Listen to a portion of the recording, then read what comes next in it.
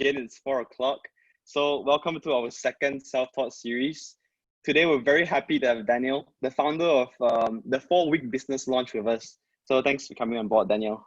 Yes, glad to be here. So just a little background about this amazing guy, Daniel. He's a lawyer by training, went on to become highly successful in the insurance and finance industry. So yeah, this is a guy, right, who's managed to bring in more than 350,000 Sing dollars worth of sales within 3 months into the job. That's more than a million ringgit right there in 3 months. So he does this by applying what he has learned in the legal industry, making him super logical, methodical, and systematic in his approach, which he's going to share on in our self-taught series today. So yeah, before we continue on, let me just walk through the agenda for today. So we're starting off with introductions to the Hacker Collective and myself. Then we're going to move on to Daniel and 4-week business launch, and also Daniel's journey so far. It's where did he come from? What's his background? Why can he do it? What makes him so special? Is there anything really so special with Daniel? But stay tuned to find out. All right. And then the next thing we have is it's going to be a Q&A session after this. Actually, there's no proper Q&A session. You can just drop in your questions in the comment section anytime at all. And I'm going to direct it to Daniel, and we're going to address as many of them as possible. Okay. And also, if at any point there's we're lagged out or something, don't worry about it. This video will be posted on YouTube, on Facebook, everywhere else. You can just refer to it in the future. Okay. So I'm going to start with an introduction to the self-taught series. The self-taught series is basically something that I've been thinking about for a while now. It's for me to take inspiration from everyone who's either currently journeying in a self-taught adventure, or self-taught individuals who have made it. So, and instead of saving this knowledge for myself after speaking to so many of these interesting people out there who taught themselves, skills and, made profiting from this self-taught skills without paying a hefty sum, I want to allow all these speakers to share this to inspire more people, add value, and show people that it can be done. Okay. So in other words, this whole self-taught series thing is for me to document my journey in teaching myself. Okay. So a little bit about myself. My name is Derek. Came from an accounting and finance background.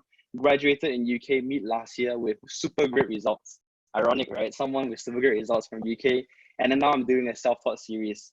So the thing is, despite my good uni results, despite graduating and all that, I ended up questioning life after graduation. Came back to Malaysia, worked a few months in a venture capital firm before I embarked on this self-taught journey in November. So just to share a little bit on what I'm working on now, I'm currently learning technology, more towards full stack web development, and also picking up some digital marketing on the side, mainly to try and apply these skills that I acquired on my own to try and grow this community here at the Hacker Collective. So fast forward to today, I'm definitely not a professional software engineer, but I definitely improved so much since the day I started back in November. And I'm also, guiding a lot of juniors who are embarking on this journey too. So it's been a very nice journey, helping people, helping them in the technical aspects and also a lot of motivational aspects of things, right? So helping them to persevere on when they face tough obstacles. Okay, so that's just a bit about me and why I'm doing this and all that. So just so people understand about what this whole series is about. So I think that's all about myself and the Hacker Collective. So without further ado, Daniel, so sorry for the very long introduction. So this series is still super new. We need to kind of get the idea, that introduce it, right? So our viewers know what this is all about. Okay, so let's start with Daniel. Maybe you can share your journey, introduce yourself. Yeah, absolutely. So I'm Singaporean, so I come from middle class family, right? So right at the start, I was the guy everyone was thinking about what they're going to do when they're growing up. I was the guy that wanted to be a professional guitarist, but that was when I was 16 years old, so doing my O levels or your SPM equivalent, right? But the problem is that my dad, he got all my uncles and aunties to come and talk to me that I'm not very close to, suddenly to tell me this one message that Daniel, music cannot make money. So because of that, he sent me to Australia. So after O levels, I went to Australia and to do an arts foundation, but it didn't really go too well. I came back, did my 2 years of army, and then I went to go and pursue a legal education. So why law? Because it started from the fight for justice. I was defending someone in army, and I felt that if I was legally trained, I can do a better job. So essentially, that was how it is. And then I went to UK, pursue law. But coming back, I realized that it's not really something that I'm really passionate about. I mean, money was good, but end of the day, I believe that passion is more important than money. And that's why I thought I wanted more out of life and went and pursue what other things I can do. So that's when I started on my journey in sales. So at first I started selling electricity, literally going door to door in this remote island, this remote part of Singapore, to literally knock on the doors of business owners and ask them to want to go and convert and sell them electricity. But after a while, I was scouted and headhunted to go into insurance. Yeah, they're always recruiting. So I went into insurance, spent 2 months in AIA, and I know that place was not for me. Just in 2 months, I went to Finexis after that, which is an independent broker. And that's when my whole insurance journey started for a good 1 year. But in 3 months after getting my license, that's when I brought in the 350K worth of sales. And today, why people ask me, Daniel, you did so well in insurance. Why you want to step out and now do your own thing? Because the short answer is ambition. The short answer is because if you want things to be done a certain way, you have to be in the driver's seat. And this is what I'm doing now. So today, the 4-week business launch is where I help aspiring entrepreneurs to really launch and monetize their business ideas in 30 days or less. Yeah. Cool. So cool. Yeah. No, Daniel, sorry to interrupt right there. When you say you knocked on this Singaporean household doors, door by door, do you mean because like most of Singaporean houses are high-rise buildings, right? Do they actually let you go to these houses? Are they not heavily guarded? Okay, so basically that's my impression of Singapore. It's actually companies. So there's a part of Singapore called Tuas, right? So near the Jurong Island, around the area, right? So there are a lot of it's an industrial area. So there's a lot of companies all lined up, rows of companies, right? So you just go one by one and just go and knock on the door and talk to the admin and really going through the grind. Yeah. Okay. So you just basically push yourself because before this, you didn't really have much, experience in terms of insurance or finance or even sales, right? You were always in law. So how did you actually make the plunge to go into this? Was there anyone mentoring you or something? Okay, so there are mentors, but okay, I'll explain to you the difference between mentors and just coaches. But the main mindset is that we must understand and appreciate that anything and everything that we do is sales related. We are all inherently salespeople, right? But the problem is this: when I was in law, studying law, and after going into working in the law firm, they didn't teach you how to sell. All they taught you was to be a cog in the system. How many of you can relate to that, right? So that was the problem. So I had to go and learn myself, going out there how to sell, and I was prepared to just take the just take the deep end, just dive in and really get my feet wet. So did I have a mentor? No. I had a coach. So essentially, it was my upline. Essentially, he was just telling me, okay, this is what you need to say, this is how you need to. It's very mechanical still. But I thought that was at that point in time, I was like, okay, I'll just try, what do I have to lose? So I just went, so I just went and do it. But the thing is that even as bad as I was, I can still bring some results. Yeah. So at the end of the day, right, it's just about taking the action, right? Going out there to put yourself out there and just figuring out what's your value that you offer, tell them why you're doing it, and then share them how you're different, which is what I'm going to cover later in more detail as well. Yeah. So okay, this is very good. Yeah. Okay. Yeah. To the viewers, feel free to say hi. Comment your name, introduce yourself, get to know each other. So we want to build a community of people do this together, inspire each other as well. Yeah. Hi, David. Nice to meet you. Okay. So Daniel, do you want to walk through these people about how we met each other? I think it's a very interesting story how we met. How did we keep in contact after our first point of contact last year? Oh, actually, how did we meet? So it was in Singapore, right? It was there's a place in Singapore where the buses, they go to Malaysia, right? They go to KL. So that's where we met.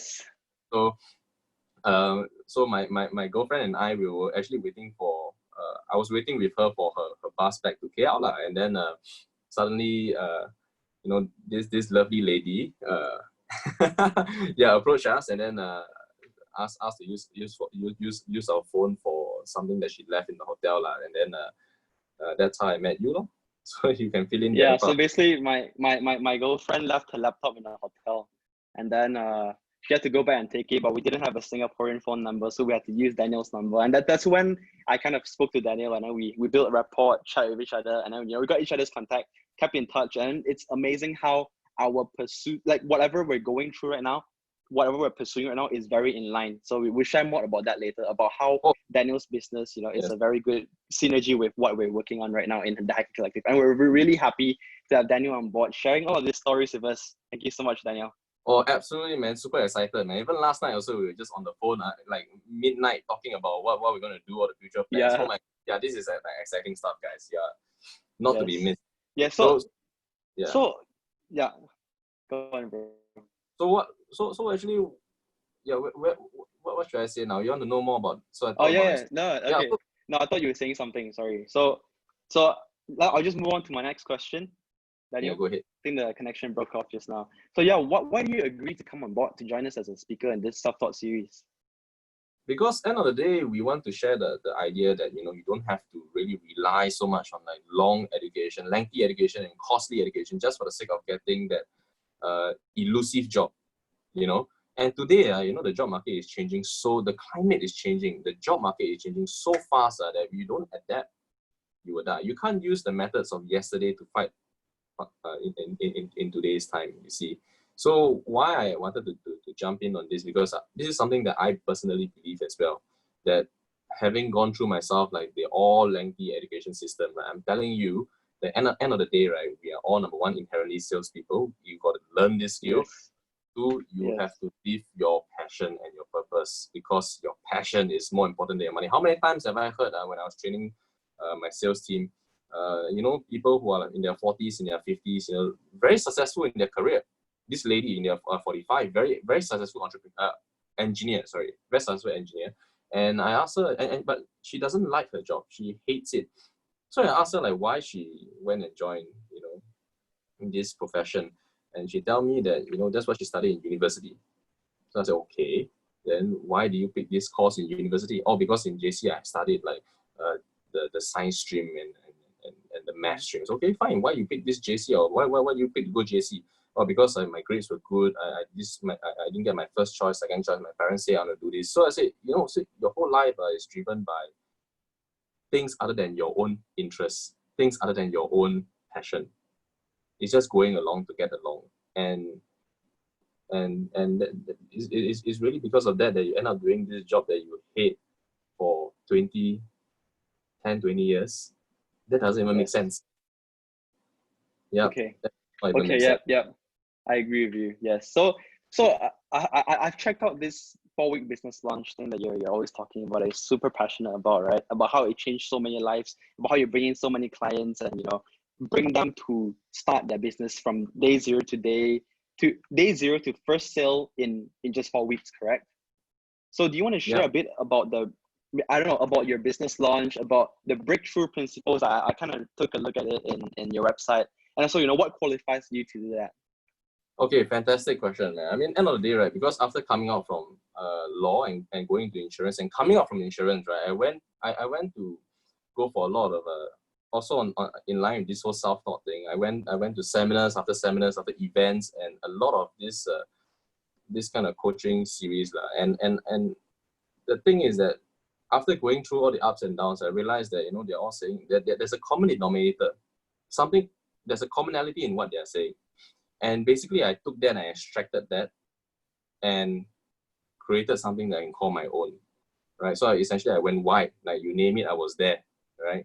And I also went deep in terms of the amount of money. I spent tens of thousands on US dollars on this education. And I tell you, some of it works, some of it complete scam.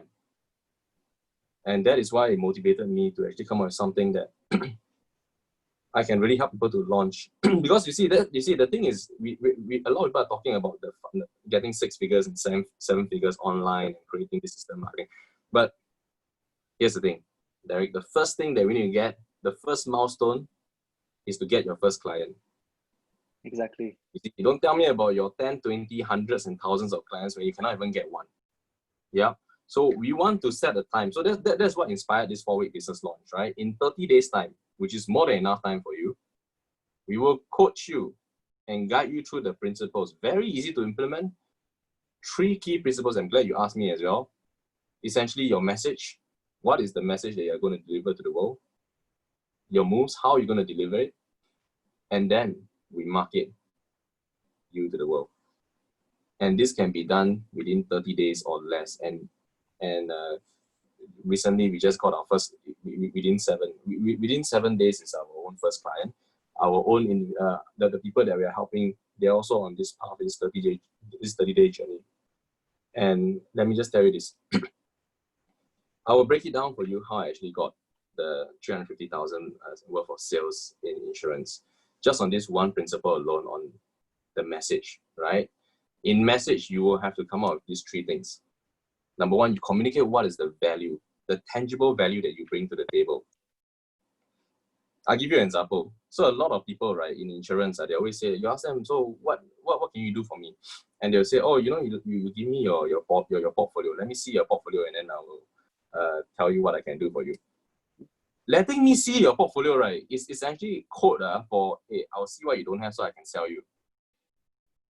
You know, people in Singapore, they're getting a bit, desensitized to this kind of tactics already. Essentially, we know what's happening. So the first thing they need to do, right, is you need to convey very clearly what is the tangible value add that you bring to the table. And when I say tangible, right, I mean measurable. Yeah, something that is solid, that is real. What is not tangible is something that is vague and hard to define. So let's say, for example, I provide good service. You see, the thing is like, how do you measure good service? It's very iffy. It's very subjective. But if I tell you that today, you know, if you can pass me your insurance policy, I can potentially lower your premiums by about 40 to 60%, while increasing your coverage by 200 to 300%, and giving you extra spare cash to the tune of thousands of dollars potentially that you never knew that you had. You see the difference? That is the tangible value. So essentially, can I say it's a way of framing how you add value? It's more on focusing on the benefits rather than emphasizing on the weaknesses that they have. Is that how you put it? Focusing, I would say, on not so much on the benefits and features of the thing, but focus more on the result that you bring. Okay. Focus on the end of the day, we are all looking for the result, right? Yes. How people go and make the mistake of trying to build trust with people. Nothing wrong with building trust. Trust is important, right? Between building trust and giving value, both are important. But in terms of the first client acquisition from a complete stranger who has no idea who you are, we will value add first over trust. Yeah, you just think about it. Yes. You know, when you wake up in the morning, right? Like, does the first thought come to your mind? Oh, I'm going to build trust with a financial advisor. I'm going to build trust with an insurance agent. Or do you go through your phone and say, hey, today got what good lobang? Let's look through the Grab. You're going to see any discount promo code or not. Right? Yes. Very true. Yeah, yep. Okay. End of the day, people are looking for value. So if you can understand the value that you bring, don't care if you're doing a product, don't care if you're doing a service. Yeah, but you need to identify the key value in terms of the result that you bring to the client, and you need to articulate that clearly. And that is the first thing of your message, your first component, which is your tangible value. And now the second component, right, is it, okay, fine. Now I know what you're going to give to me. I know what I can potentially get from you. Then the next question is, why you? Why can I trust you? Why are you so interested in helping me? You see? Then this is the part where you need to share your conviction. So what is your conviction? Is the why do you do what you do, right? If you guys have followed Simon Sinek, he explains it very clearly in, just go to YouTube and type Simon Sinek, why do you do what you do? Starting with why, essentially. And starting with why, yes. Yeah, starting with why, yeah. Fantastic series. Yeah, very clearly he explains it in, I think, 10-15 minutes. So why do you do what you do? End of the day, is it because of something that happened in your family that motivated you to take on this particular position, particular role? So in insurance, many times, right, you heard like medical issues and uninsured, and it's a very common story. And because of that, they want to help the rest to be more protected. I don't know. Or maybe some people who are more more on the financial, on the wealth planning side, they see the fact like, for myself, I saw a lot of my clients and my clients and my friends, they the older generation, because when it comes to wealth planning, right? You see the Asian mentality here. The older generation Asian, and they always have this mindset that they see their children as their retirement plan. Their investment is more of the children, and that's why they have so many kids. Yeah, and financial instruments, financial investments aside, they don't have much. And this is from my own experience, and nothing wrong with that. Nothing wrong with that. But now the burden falls upon us. In this generation, we are in the sandwich generation, and what do I mean by the sandwich generation is that now we have the burden or the responsibility to take care not just of ourselves, but also our parents and our future family. So we have 3 generations to take care of. So how can you mathematically take care of 3 generations financially? By using methods of the past, where you're talking about standard market rate in terms of your job, right? Your standard market rate for salary. How can you use that standard market rate to take care of 3 generations? Last time we really take care of 1 generation, 2 generation, already very difficult already. Now where inflation is ever more rife, and things are getting more expensive, and with the same amount of salary to take care of 3 generations is not possible. So because of that, I'm on a journey to go out there and inspire people to go and invest their money responsibly, to go out there and think of how to make money. Yeah, extra income, how to actually live their passion, their purpose. See, that's my conviction, because I've seen people who have gone through this. I've seen families who have been broken because of this. So what is your conviction for actually coming up with your tangible value add? Why do you want to give me this result? That I must know. You must tell me your conviction. Tell me your story. Tell me, you don't have a story? Is there someone else's story that motivated you to do this? What is the cause that you're championing? That is your conviction. And that's the second component of your message. Now I'll give you the third component. So, okay, fine, you can help me. I know that you want to help me, very convincing. Thank you so much. The third thing is the differentiation. How are you different? Basically, the question that you should ask yourself is, why should someone do business with you over everybody else? What do you give that is so special, right? Some people call it the unique selling proposition, unique selling point, USP. You just tell me, what can I get from you that I cannot get from anybody else? Yeah. So back then, wait, so are you saying these are the 3 breakthrough principles that you need, or is there any sequence to it?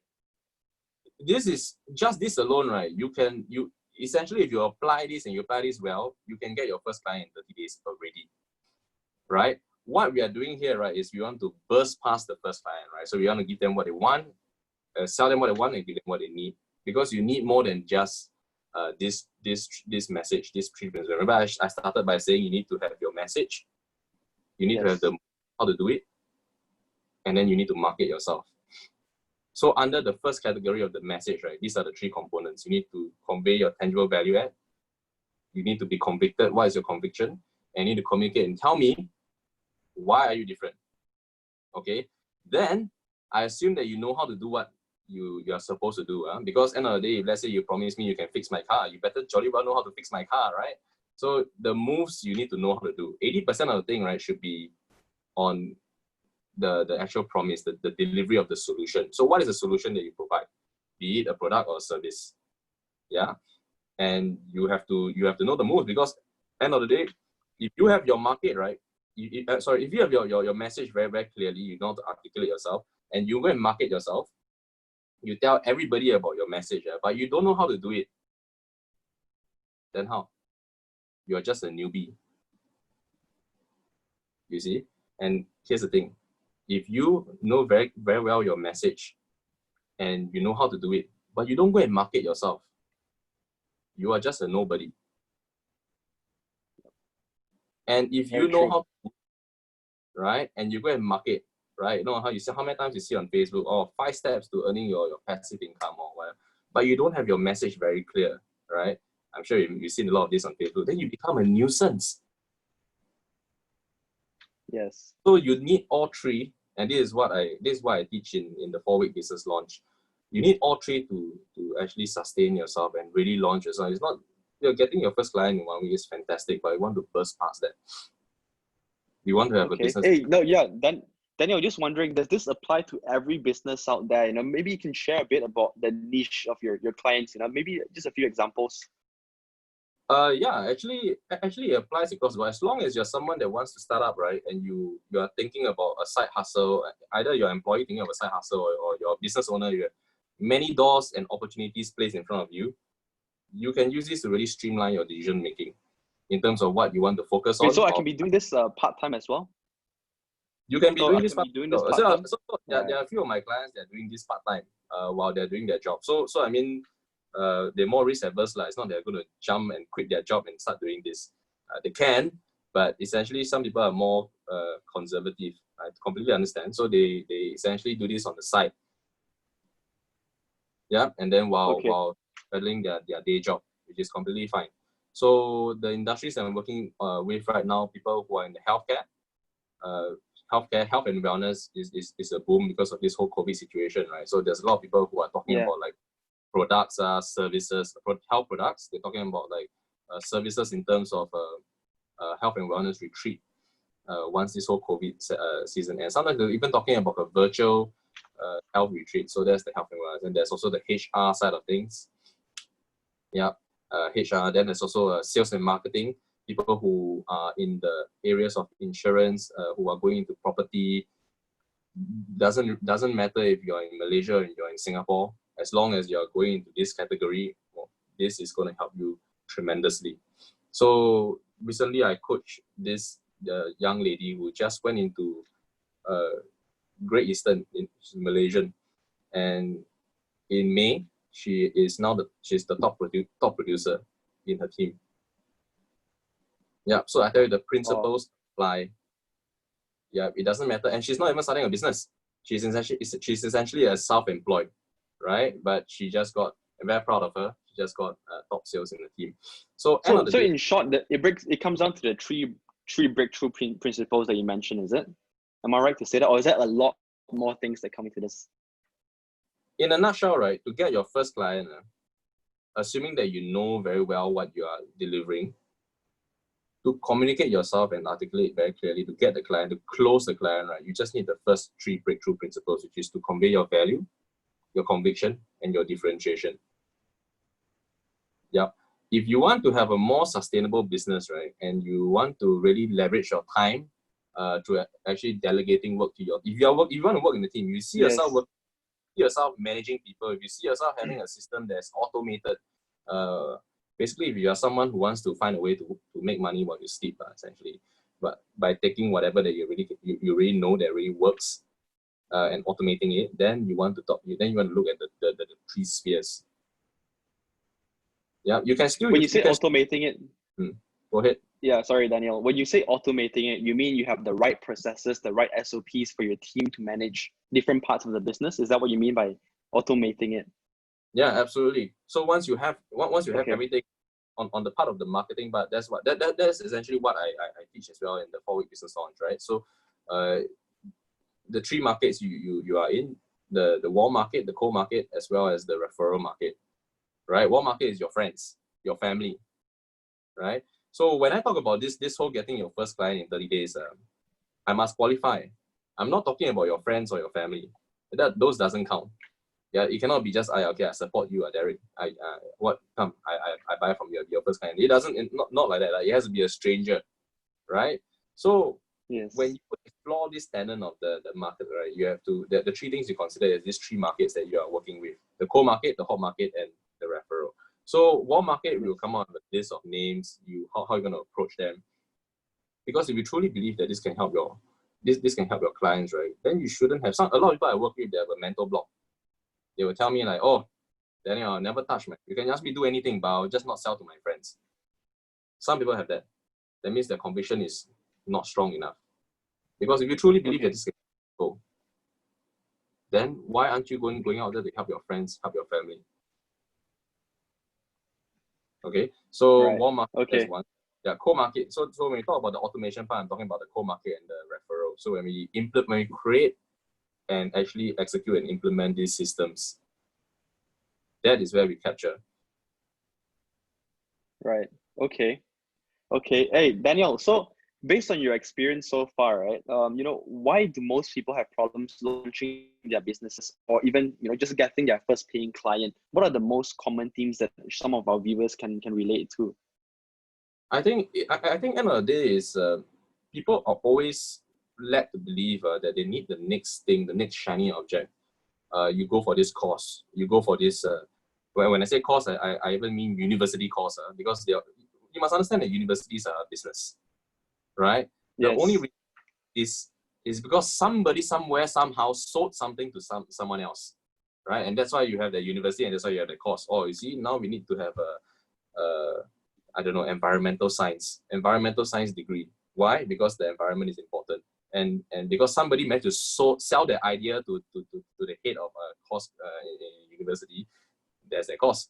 So end of the day, right, it's always the idea of focusing on what you don't have. Same for me. I'm going for seminars after seminars, right? And I see all these things.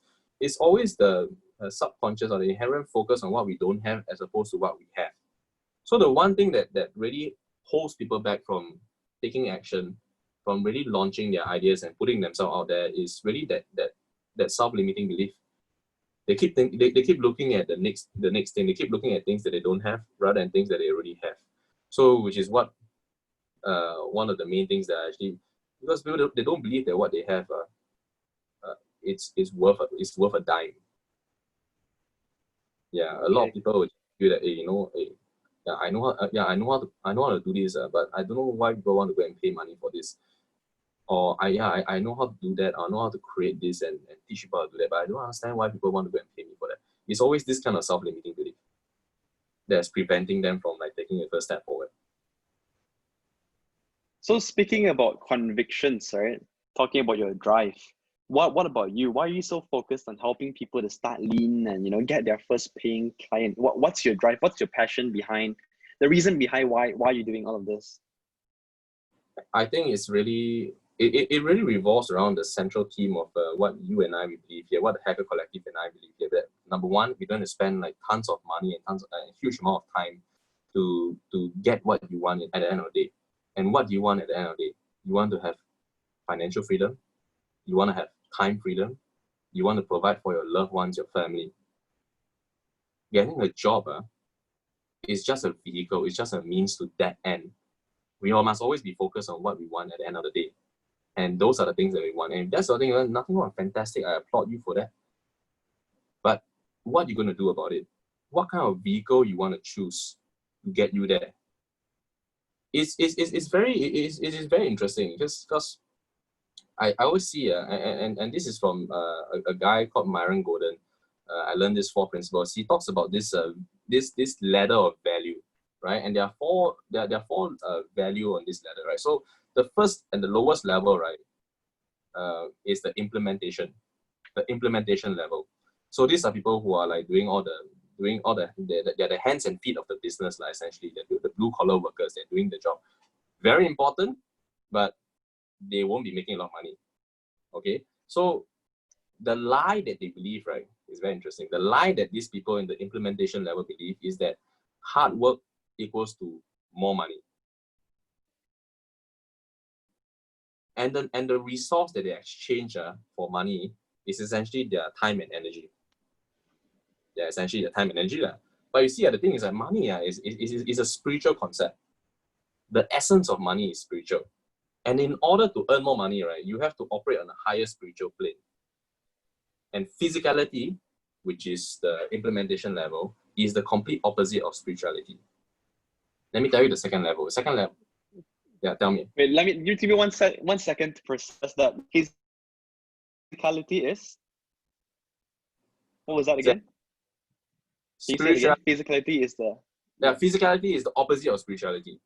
Because the essence is spiritual, how can you use physical to get it, right? It's the complete opposite of spirituality. So what is physical is the first level of the implementation, where you're exchanging a lot of your muscle, your body work, your time and energy. Yeah. Right? Now we go on to the second level, which is the unification. These are where we have the managers, the people that manage the guys who are in the implementation level, right? These guys will be more about 80 to $500,000 a year. And the lie that they believe is that education will give you more money. But here's the irony, Derek. You see, they go and get so much education. Look at me, man. I went to law school in UK, and we spent no less than probably 300,000 Sing dollars in its entirety, like 4 years over there. And you know how, and I don't even make that in 1 year essentially to get it back. Yeah. Well, I mean, coming out into a legal role, you have to go and climb the ladder, wait for 7 years, potentially meet junior partner, then you can maybe smell that kind of money in a year. Yeah, but when you start out, right, you got to slowly work your ass off on a 6K a month salary in the law firm in Singapore. I think it's the same in Malaysia as well. Dude, 6K per month is already very impressive, dude, for a fresh grad in Singapore, isn't it? It's the market rate. But let me tell you this, lawyers, they don't earn. It's just they work longer hours, you see. If you go and take the amount of money, you divide by hours that they actually work, you realize the per hour rate is very, very bad. It's pretty low. Yeah. Okay. Yeah. So anyway, the resource that this unification use is they make money through their management skills. And the third level is communication. This is where you get your actors, your singers, people who speakers and talk show hosts lah. Yeah. So this is where they talk about messages that move the masses. It's about communication, conversations that create cash flow, right? And here's the thing, you see, the number one reason, right, why a lot of people fail, not in terms of their not being able to get their first client and their ads, they don't convert, is because they are always coming from a very selfish point of view. See, they're always talking about their product, themselves, or see, look, I have this product is going to be so fantastic, or look, I have that service, it's going to be this. But they don't talk about how they can actually use that and really impact the other guy's life, right? So end of the day, it comes from a very selfish point of view. So the one thing that the most important quality of a salesperson, right, is a high level of empathy. So to be able to feel what the other person is feeling at the time that he's feeling it. Yeah, so these are in the communication in the third level. Yeah, so the sales implementation, management, and then what is that? Communication, right? The speakers, the artists, the vocal ones. What's next? And the fourth and last one where we all aspire to work on this plane, right? Essentially is the imagination. These are the people that come up with the ideas. These are the Wright brothers who actually one day decided that I'm going to put a flying machine in the air. And that's how we have the plane, right? And they really push on. Disneyland, you know Disneyland, have you been? It's like it's like a small village. It's like literally a small town. Imagination. So let's do this. So basically you can do this exercise. Essentially, I name a company and you tell me the first name that comes to your mind. Okay? Yeah. Apple. Steve Jobs. Yeah, Steve Jobs, right? So you think of Steve. The thing is that Steve Jobs is not the one that invented. It was Steve Wozniak that was the one that invented the Apple computer, the first Apple computer, Steve Wozniak. But you see, because the thing is, Steve Wozniak was the one that invented the thing. He was the implementer. He was the doer. Yeah, he was the one that knew how to make it. But Steve Jobs was the one that knew what he had made. And Jobs was the imaginator, and that's why today we remember him as the symbol of Apple. These are the ones that if you're operating on this plane, in the imagination plane, that is the highest form of spirituality. So your mind. So we need to find a way to go upwards. And and to answer your question, why am I doing this, is really to help people, because a lot of people, the struggles of life, money won't bring you the most happiness. I mean, money won't come buy you happiness, but it sure as hell will make you less unhappy, right? So why am I doing this? Is to help people to upgrade into the, is to really upgrade themselves, see it from this point of view, and focus on what they actually have, which is their communication, their imagination, their ability, their inherent ability to lead, instead of like focusing on all the time on what they don't have. So take action, basically. Take action with what you have now. That's what you need, correct? Absolutely. Yeah. So Daniel, want to share a bit about how does your typical day look like now, after started, maybe how does your typical day look like when you were in a law firm, and then, when you were doing sales, and then now, maybe you can focus more emphasis on now. So I'm really curious to know, how is it like as a, business owner, starting up a business? How is it like? Okay, so for the law firm, I mean, nothing much to say about it. It's just you clock in at 9 o'clock and then you clock out at probably 9 or 10 on average day. Sometimes. Wait, sorry. Just to stop you right there. How long were you a lawyer for again? I was practicing. So I was in the field for 6 years. But after my bar, more than enough for me, I stopped. So I didn't really go on and spend too much time inside there. So Okay. yeah, one lucky few that actually got out while I could. Yeah, the longer you stay, the cost actually goes up damn high. So that was the thing. That was law.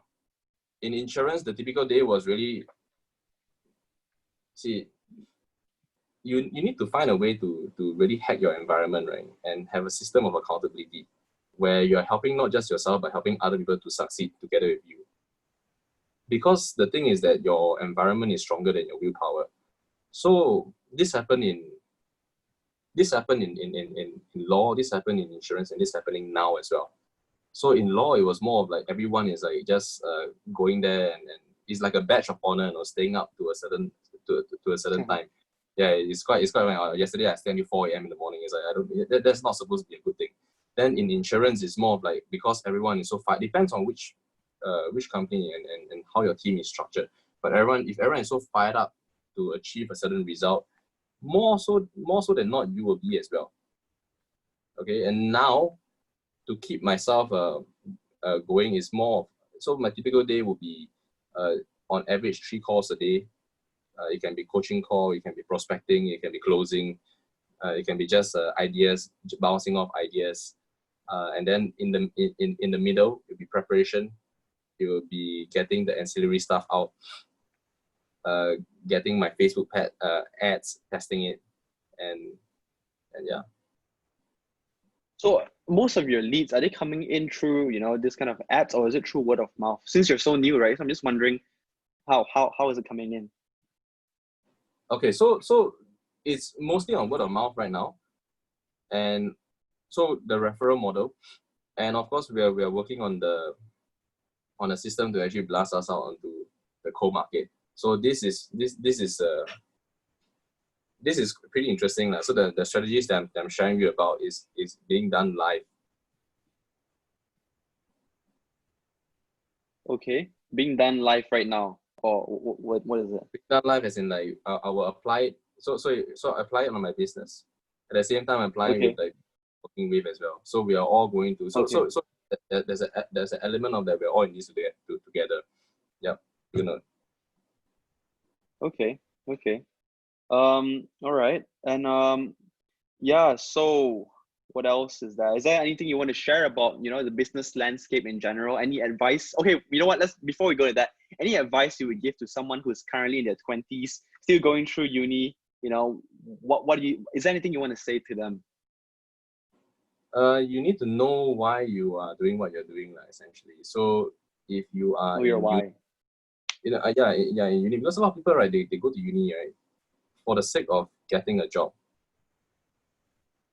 And this is like very, very congruent with a lot of people. When they ask me when I left law, they would ask me, "Hey Daniel, how come you leave law? It's like, isn't it such a waste?" And my reply to them is always like, okay, if I go into this field, if I'm studying this degree for the sake of getting a particular job, and if I don't get that job, right, then yeah, I've wasted my time. But what's the point of actually university? Society has carved out this 3 to 4 years of time for you to go out there and really hone yourself. It's a very honorable position, in society.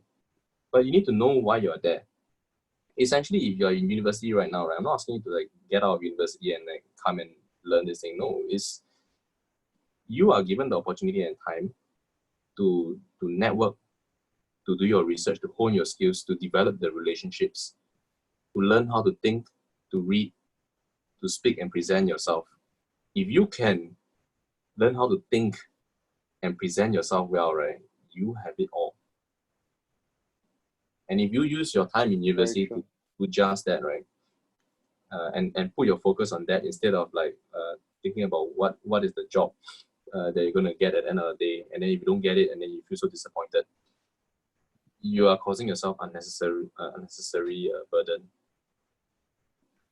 Sounds to me like you're saying after 3 years of uni, the focus or the priority should be going to soft skills rather than what they're actually studying in uni. It depends on what you're studying, because end of the day, because I yes, it depends too. That's true.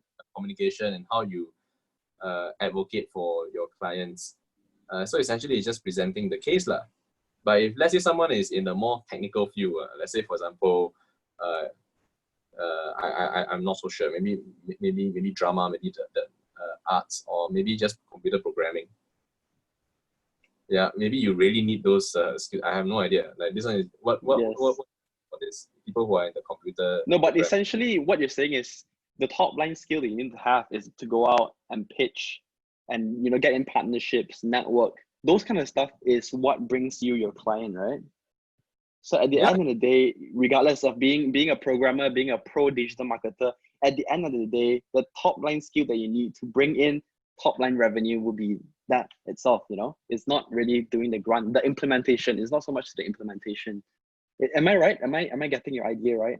Yeah, absolutely. I mean, you go out there and you don't be the implementer, right? If you want, you can, but you need to find that. But don't complain that you're not making enough at the end of the day. If you want to really provide for 3 generations that I shared with you about, like because we're in the sandwich generation, if you want to provide for that, and at the same time you want to earn more money and have a life, financial freedom, time freedom, and provide for your loved ones, then you need to move up the ladder. And how you move up the ladder, you need to go and look at communication. You need to go and look at imagination. Yes. Okay. Got it.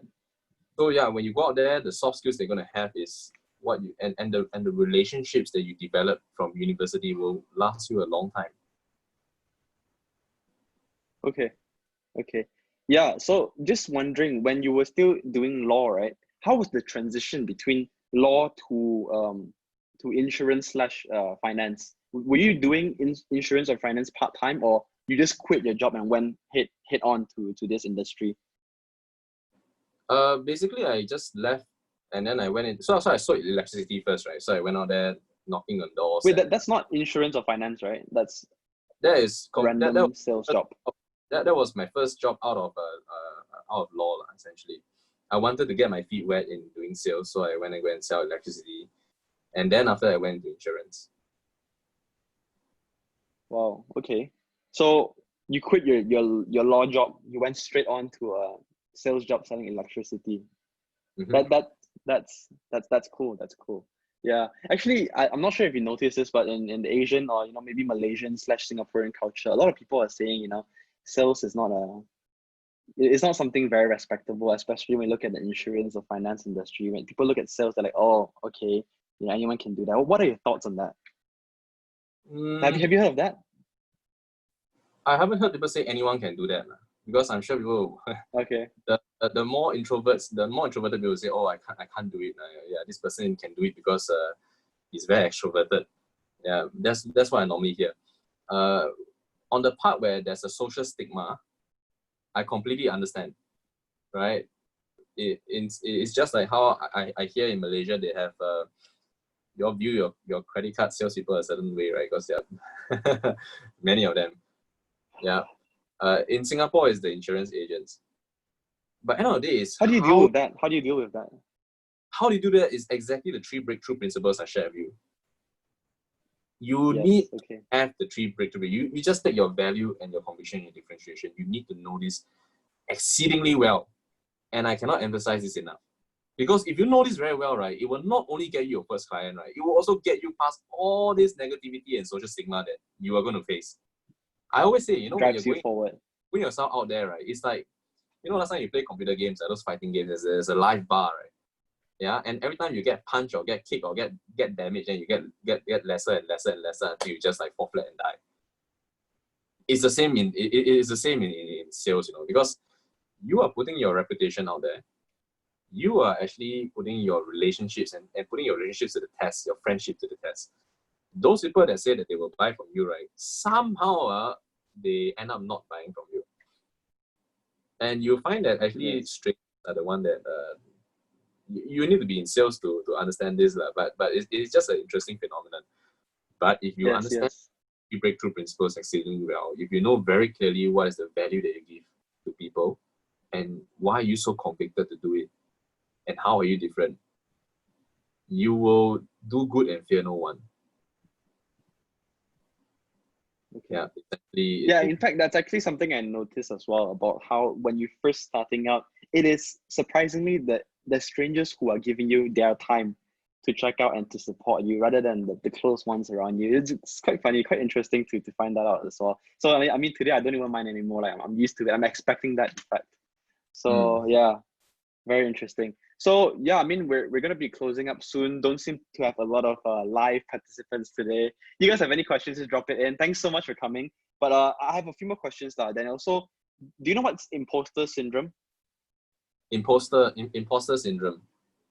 Yeah, imposter syndrome. So coming from law, you don't have formal, you know, of course, when you're selling insurance or finance or you know, doing business stuff, you don't have like quote to quote formal experience, don't have quote to quote formal, you know, professional experience in it.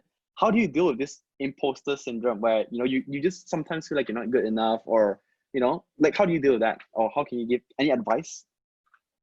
I would say, okay, so basically, to understand your question, so basically, people who are entering into a new industry and they feel like they are not well equipped in terms of they don't have the experience and they feel less than. Yes.